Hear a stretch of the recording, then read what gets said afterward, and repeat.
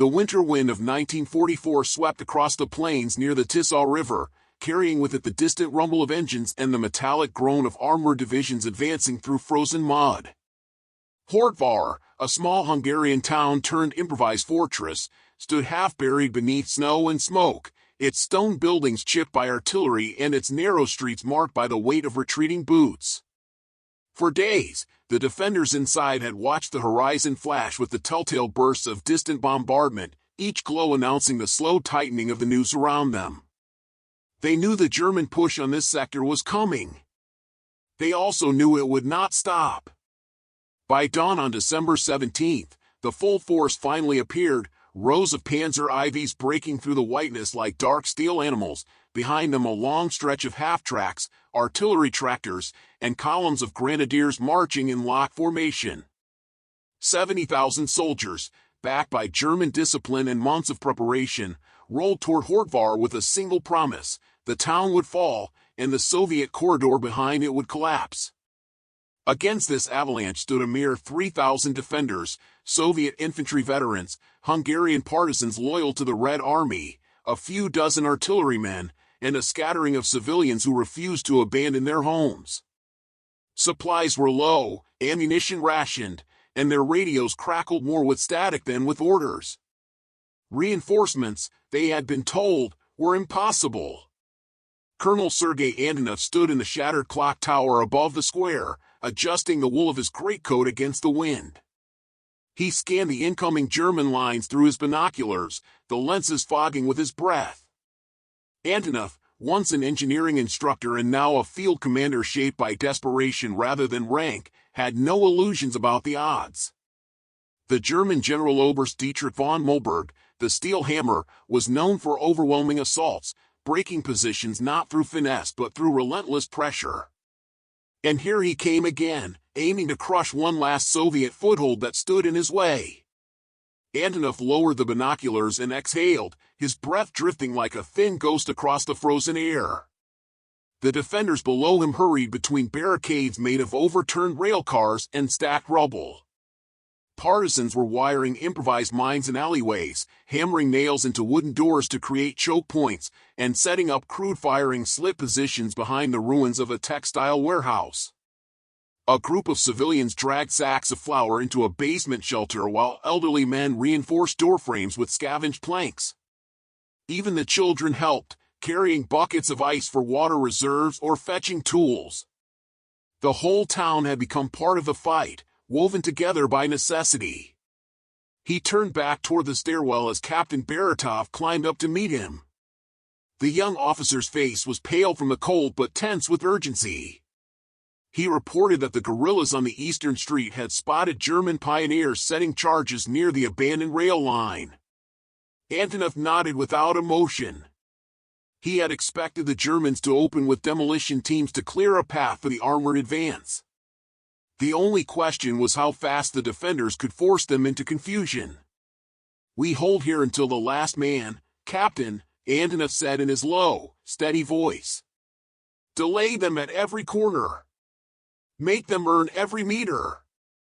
Baratov saluted, then disappeared down the steps, his boots clanking against the iron rails. Alone again, Antonov walked to the narrow window and wrote a quick note in his small leather notebook. It was not a plan but a reminder to himself: we survived through their mistakes, not our strength. He knew that in the textbook sense, Hortvar was already lost. But war rarely followed textbooks. Sometimes, chaos broke the balance. Sometimes improvisation overpowered doctrine. And sometimes, though rarely, a handful of people simply refused to disappear. The first shells landed at 6:02. They whistled overhead like falling iron birds before crashing into the northern district, sending plumes of snow, dust, and broken masonry into the air.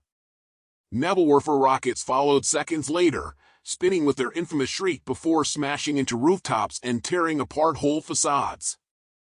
The defenders ducked instinctively, hands covering helmets, as the barrage rolled across the town in a crawling curtain of flame and thunder. Antonov braced himself against the window frame, feeling the tower shudder beneath him.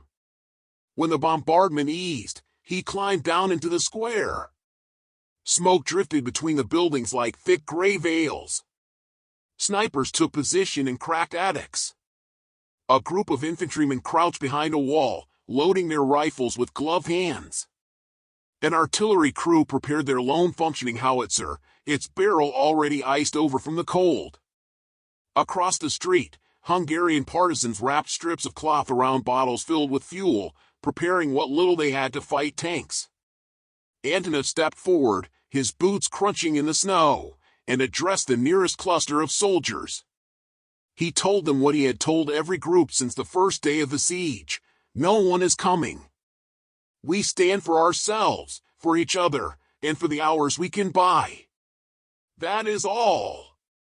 But there was no fear in their eyes, only grim resolve. These men had seen months of retreat. They had lost comrades in forests, fields, and burned-out cities. They knew what it meant to hold the line alone. The Germans advanced soon after, the crushing weight of their machines shaking the frozen ground. The 1st Panzer crept into the eastern quarter, its turret sweeping left and right, probing for ambushes. Infantry followed close behind, spreading out in disciplined formation, rifles raised. German pioneers darted between the houses with demolition charges, blowing gaps through walls to create new passageways. Every movement was precise, efficient, deadly. Yet the defenders were ready. As a panzer rolled over a concealed culvert, an explosion erupted beneath its tracks. Partisans hidden on the 2nd floor of a ruined bakery had rigged the trap hours earlier using agricultural explosives and scrap metal. The blast disabled the tank, sending flames pouring from its engine compartment. As German infantry scrambled for cover, Soviet snipers opened fire from 3 different angles. Their shots echoed sharply across the icy air, each crack claiming another soldier. Further south, a street barricade held long enough for a Soviet unit to retreat into the next block. They laid mines along their path, forcing the Germans to slow their advance. Every time the attackers tried to regroup, defenders emerged from surprising angles, firing from cellar windows, rooftops, or gaps in collapsed stairwells. The Germans had expected a swift breakthrough. Instead, they entered a labyrinth of resistance. But despite the early successes, Hortvar was bleeding. Ammunition dwindled. Houses buckled under artillery strikes. Fires spread uncontrolled in the textile quarter. And with every hour, more German reinforcements poured into the town, pressing the defenders closer to the central square. The sounds of tank engines and exploding shells blended into an unbroken roar, a storm of steel drowning out everything else. By nightfall, Antonov moved between sectors, reorganizing positions, lifting morale, and patching holes in the defensive line.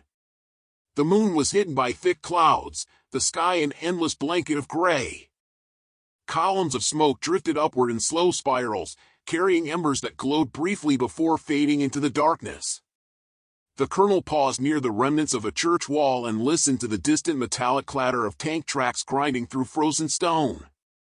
The Germans were preparing for another push, and the defenders were exhausted.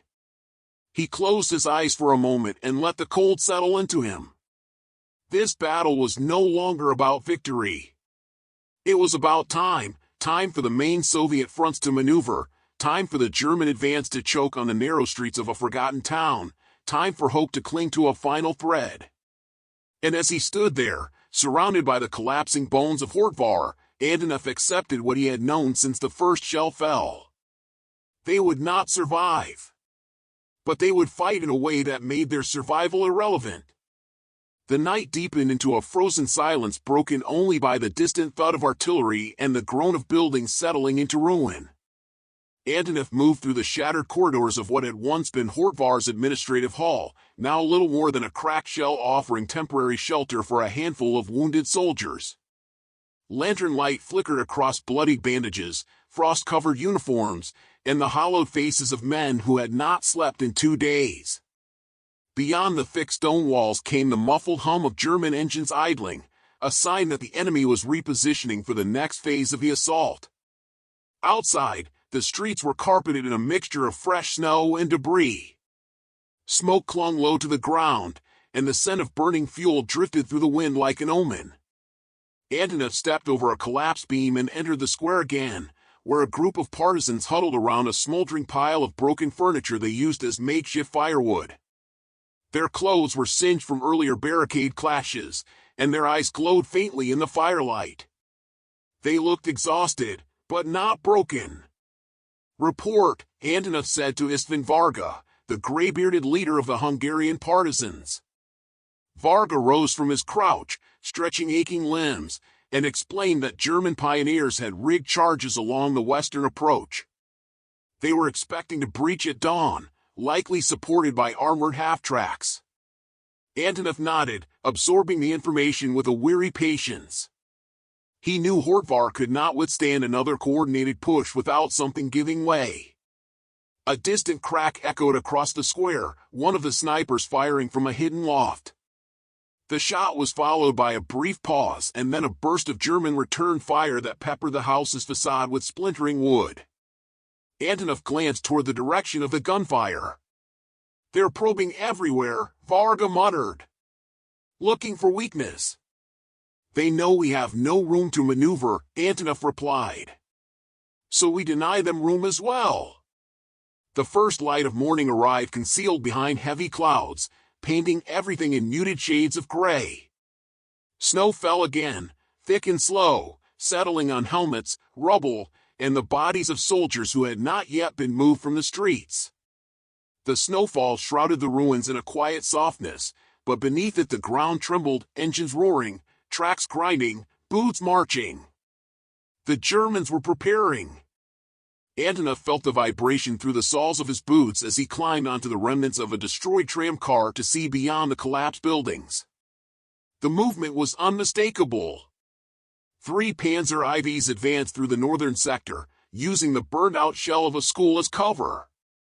Behind them, squads of grenadiers spread out cautiously, rifles raised, eyes scanning every window. Antonov immediately left the tram and sprinted toward the north wall, calling to his officers along the way. Captain Baratov emerged from an alley, his uniform coated in soot, and fell in beside him. As they reached the defensive line, Antonov saw the defenders arranged behind a stack of overturned carts reinforced with sandbags. A Soviet machine gun crew was braced behind the barricade, their hands trembling from the cold but poised to fire. Hungarian partisans flanked the position on both sides, clutching bottles stuffed with oily rags, Molotov cocktails they had prepared in the night. "Wait for my signal," Antonov ordered quietly. The Panzer engines tightened their pitch as the tanks drew closer. The first one crept around the corner of a collapsed bookshop, its gun barrel pushing aside hanging debris. The machine gunner on the turret scanned the ruins with quick, sweeping motions. "Another meter," Antonov thought. "Just one more meter." He raised his arm. The machine gun barked to life, stitching bright muzzle flashes across the drifting snow. The heavy rounds hammered into the Panzer's vision ports and ricocheted off its armor, but more importantly, it forced the grenadiers to dive for cover. A Molotov cocktail arced through the air and shattered across the tank's rear deck, engulfing the engine in sudden flame. The Panzer lurched as its tracks ground to a halt, fire licking its steel plates and sending black smoke into the sky. The second tank attempted to maneuver around its burning twin, but as it pivoted, it triggered a buried mine the partisans had hidden the previous evening. The explosion lifted the front of the tank off the ground, smashing it back onto the street with a thunderous crash. Its turret jammed in mid-rotation. The grenadiers tried to regroup, but Soviet rifle fire tore into their positions. The narrow streets became killing grounds. Screams mingled with the clatter of shrapnel, and the Germans, despite their numbers, found themselves pinned down by defenders who sprung from doorways and craters like ghosts. But even as this skirmish bought precious minutes, Antonov knew the Germans were far from deterred. He could hear more engines beyond the smoke, half-tracks deploying infantry, engineers shouting orders as they assembled portable bridges across the canal that cut through the western side of Hortvar. The enemy was adapting. They would not repeat the same mistakes. Antonov withdrew from the northern front and jogged toward the center of town. Every step cracked a layer of ice beneath his boots. He passed by a group of Soviet soldiers carrying a wounded comrade on a door panel. Blood stained the snow beneath him, leaving thick crimson smears that stretched along the path. A medic waved toward Antonov, seeking instruction, but he only shook his head. There were no decisions left to make regarding the wounded. They could not be evacuated, and supplies were too limited for triage. The medic understood without further explanation. As Antonov crossed into the industrial quarter, a sudden burst of explosions erupted behind him. The Germans had struck again, this time targeting the bakery district, where partisans had earlier set ambush positions. Flames rose between the buildings, sending waves of heat through the frozen air. A group of defenders staggered out, coughing, their clothes smoldering with embers. Antonov directed them to take up new defensive positions, though he had no officers left to coordinate them. Everything had become instinct and survival. The snow began falling harder, turning the sky into a blurred canvas. Visibility shrank to a few dozen meters. The defenders found momentary relief in the white curtain that hid their movements, but it also concealed the advancing Germans, who used the weather to close in from multiple angles. German voices echoed through the haze, orders barked sharply, boots crunching in unison, the mechanical whine of track vehicles forced to slow on the icy cobblestones. In the central square, Antonov met Varga again, this time accompanied by a frightened young partisan named Marcel, whose clothes were still damp from the snow.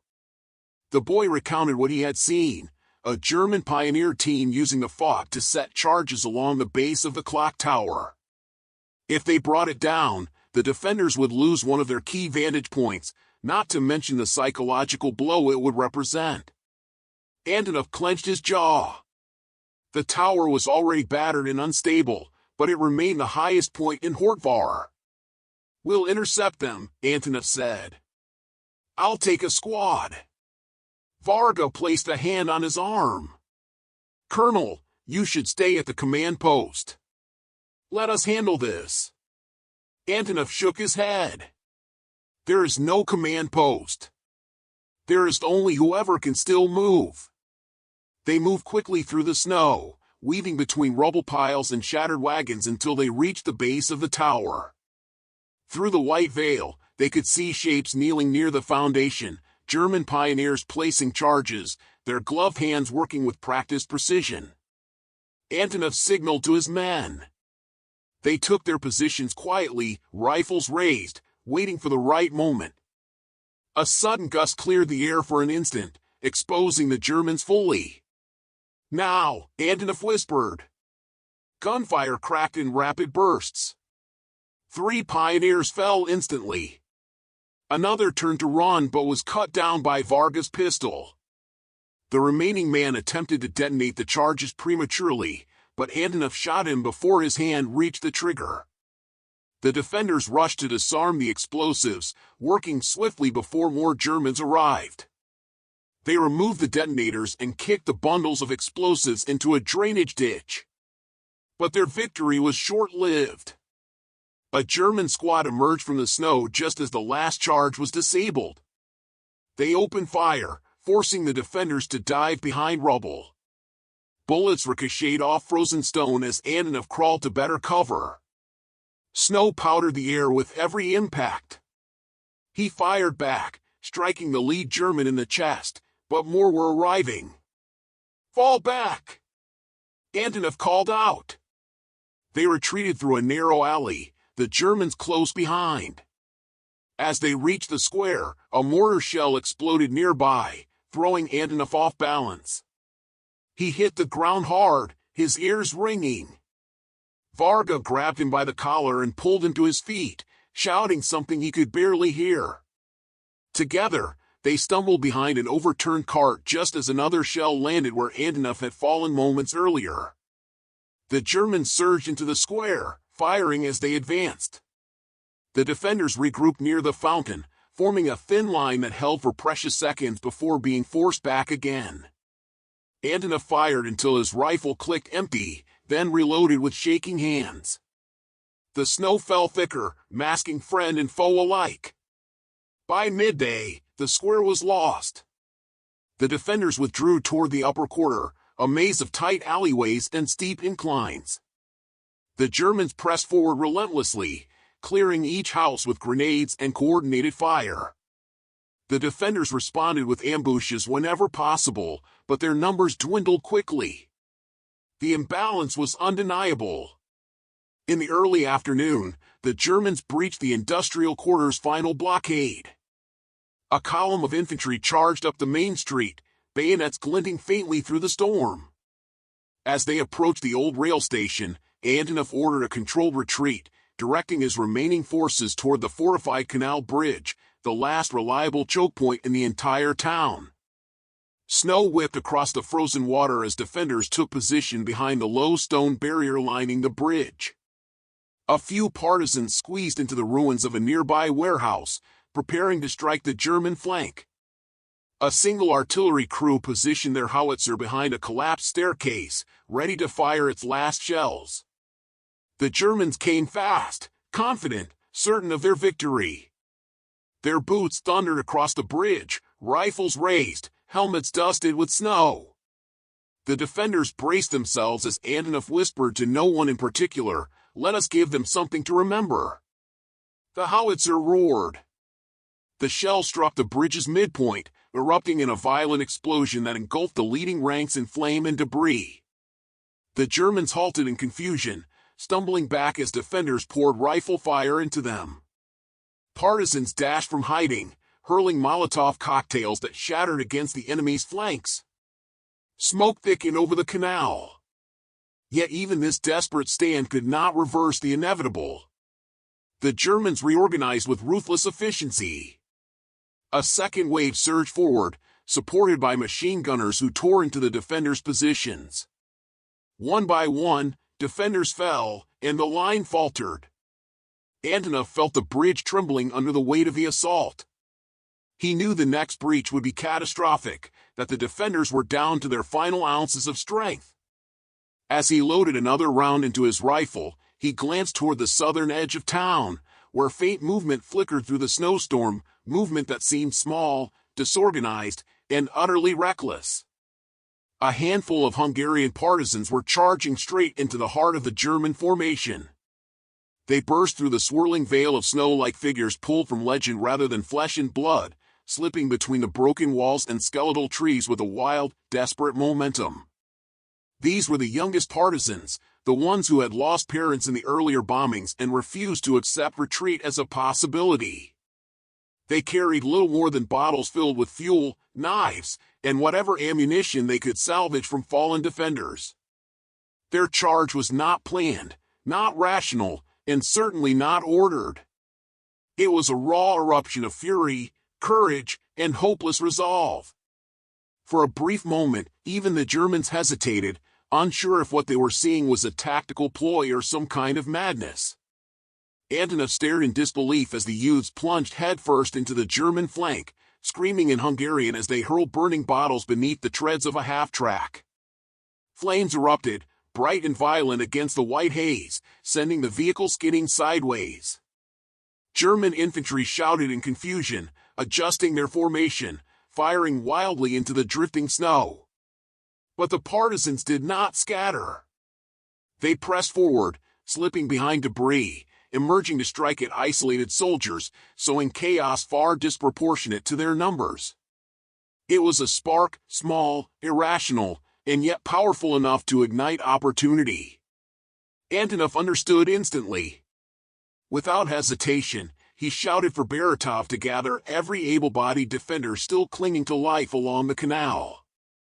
They formed a ragged line, no more than a few dozen at first, then more joined, wounded soldiers limping with bandaged legs, partisans gripping rifles with frostbitten fingers, civilians armed with hunting shotguns and sharpened tools. They moved not as a regiment but as a surge of battered humanity refusing to yield. Forward! Antonov roared, though his voice barely carried above the wind. Push now! They charged across the bridge remnants, diving through the smoke as the Germans attempted to regroup. The broken defensive positions suddenly sprang to life. Machine gun crews who had been silent for lack of ammunition used their last belts. Snipers fired from rooftops they had sworn to abandon hours earlier. Every defender who could still stand joined the counterattack. The Germans faltered. They had expected a collapsing enemy, not a mob of survivors flinging themselves into close combat with reckless determination. The second wave of German infantry was caught between the expanding partisan assault on the flank and a sudden push from the front. Confusion rippled through their ranks as officers shouted conflicting orders. Several German squads attempted to withdraw to cover, but slipped on the icy stone, falling into the canal below. Antonov leapt over a fallen German soldier and advanced with his rifle pressed tightly to his shoulder. He fired with precision born not from calm but from exhaustion so complete it numbed fear. The defenders swarmed the German position, forcing them backward. Slowly at first, then rapidly, the line bent. Still, it was not enough. Through the smoke, Antonov saw the silhouette of a Panzer IV turning its turret toward the melee, its engine growling like some iron beast awakening. If it fired, the counterattack would collapse instantly. He wiped snow from his lashes and scanned the ruins until he spotted a shape moving beside him, Varga, hunched, breathing hard, a bundle of explosives strapped to his belt. "You see it?" Varga asked, his voice cracking. "Yes," Antonov replied. "No more chances," Varga said. He sprinted toward the tank before Antonov could stop him. The Panzer's machine gun spat fire, tracing a storm of bullets across the ground as Varga zigzagged through the wreckage. The old partisan stumbled once but kept going, dragging himself toward the tank's blind spot. He pressed the explosive bundle beneath the track guard and struck the fuse. A German shouted from the turret, but it was too late. The explosion ripped through the Panzer's side, lifting it slightly before it slammed into the ground with a shriek of metal. Fire bloomed from the ruptured fuel compartment, illuminating Varga's crumpled body nearby. The tank crew attempted to evacuate, but sniper fire cut them down. For a few seconds, the battlefield flashed bright orange, and every defender felt the surge of momentum tilt unmistakably in their favor. Antonov clenched his jaw and pushed forward harder. The German line fractured. Without armored support and with officers falling left and right, panic began to creep through their ranks. The partisans, their faces streaked with mud and ash, pressed the advantage with a ferocity that startled even Antonov. German squads attempted to retreat down the main thoroughfare, but found the way blocked by burning debris and collapsed walls. Others tried to regroup in the eastern quarter only to be ambushed by defenders emerging from cellars they had believed abandoned. It was then that Antonov noticed the German artillery positions across the square. The massive guns that had pounded Hortvar for days stood partially undefended, their operators either killed or separated during the chaos. It was the true heart of the enemy's strength. If those guns turned on the collapsing German infantry, the entire offensive would buckle. "Baratov!" Antonov called, signaling toward the guns. The captain nodded and rallied a team of defenders, sprinting toward the artillery emplacements through curtains of smoke. Antonov followed, stumbling over shattered bricks and broken timber. When they reached the first gun, they found two German artillerymen struggling to crank the elevation controls. A partisan shot one through the chest. The other reached for his sidearm but was tackled by a civilian who struck him with the butt of a hunting rifle.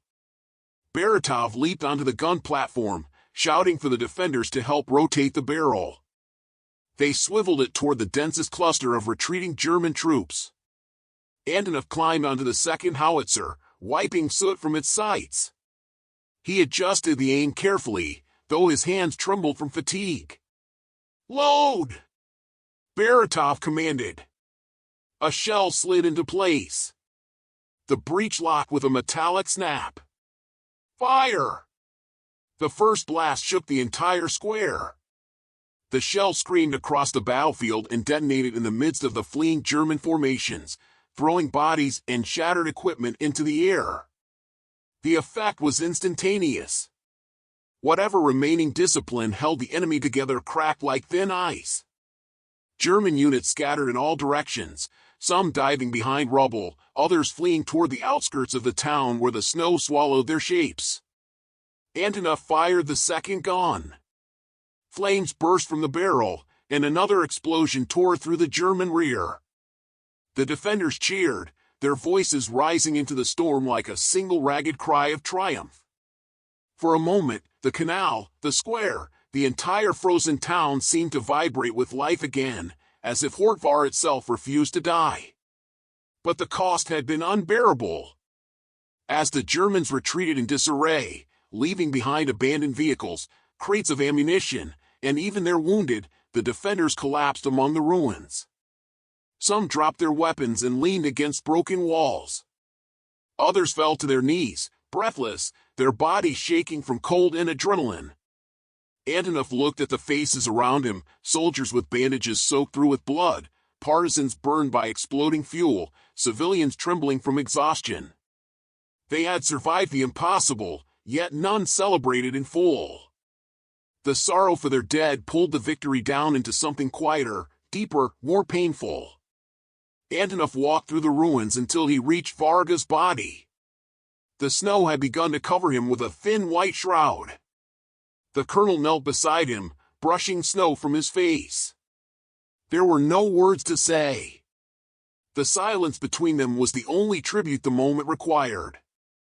Behind him, the defenders whispered about the scale of what they had accomplished. 3,000 against 70,000. A town no larger than a handful of streets stopping an offensive meant to reshape the entire southern front. The Germans, defeated, had abandoned their cannons and fled into the winter night, leaving behind the broken skeleton of an army that had once marched with certainty. The wind shifted, and snowflakes began to fall lightly across the battlefield. Antonov stood, his breath leaving his lips in faint clouds. He looked over the ruins of Hortvar, at the shattered tower still somehow standing, at the makeshift barricades lined with the bodies of those who had fought to hold them. The defenders had not just resisted. They had overcome. They had proved that even the greatest war machines could be stopped by courage that refused to yield, by desperation forged into resolve, by the wild and reckless hope of people who had nothing left except each other. Somewhere across the frozen field, the last echoes of retreating engines faded into the distance. Antonov knew he would not live long enough to see the larger war turn. The cold had taken hold of his lungs, and his body trembled with a sickness he could no longer hide. But as he stood among the survivors, he felt certain of one thing: history would remember the stand at Hortvar not as a miracle, but as a testament to what human beings were capable of when pressed against the very edge of annihilation.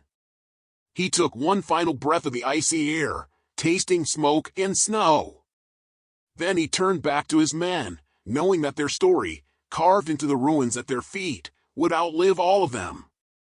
And as the snow continued to fall, the battered defenders gathered around him, no longer fearing what came next, for they had already done the impossible. They had held the line.